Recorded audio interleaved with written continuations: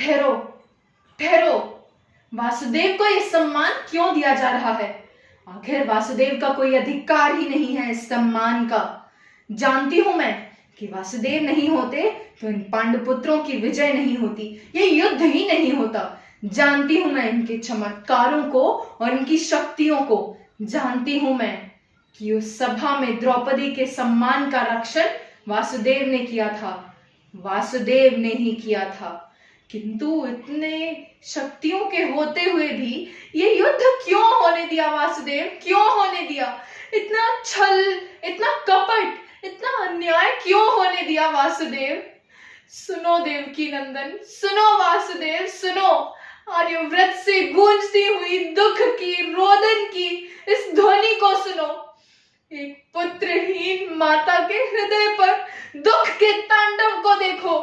हम सब तुम्हारे हाथों की कठपुतलियां हैं ना वासुदेव? तो फिर क्यों हमारे साथ इतना भयानक नृत्य करवाया है तुमने? वास्तव में कुरुक्षेत्र की भूमि पर सबसे बड़ा धर्म तुमने किया है वासुदेव, तुमने। इसीलिए वास्तव में दंड के अधिकारी भी तुम हो।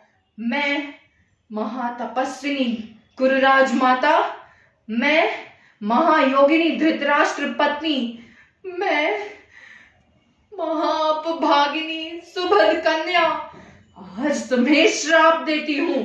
हाँ, श्राप देती हूं।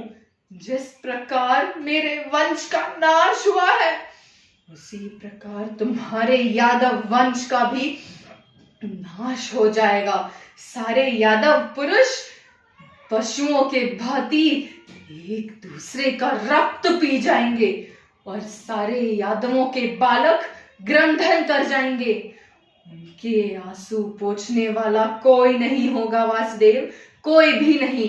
और जिस प्रकार मेरा नगर दुख में डूबा हुआ है, उसी प्रकार तुम्हारा नगर भी समुद्र में डूब जाएगा। तुम्हारे नगर के सोने के भवन समुद्र के पेट की अग्नि में पिघल जाएंगे और तुम किसी वृद्ध अकेले पशु के भांति किसी शिकारी के हाथों मारे जाओगे वासुदेव। एक पुत्रहीन माता के हृदय से निकला ये श्राप कभी विफल नहीं होगा, कभी भी नहीं। मुझे माफ कर दो वासुदेव, मुझे माफ कर दो।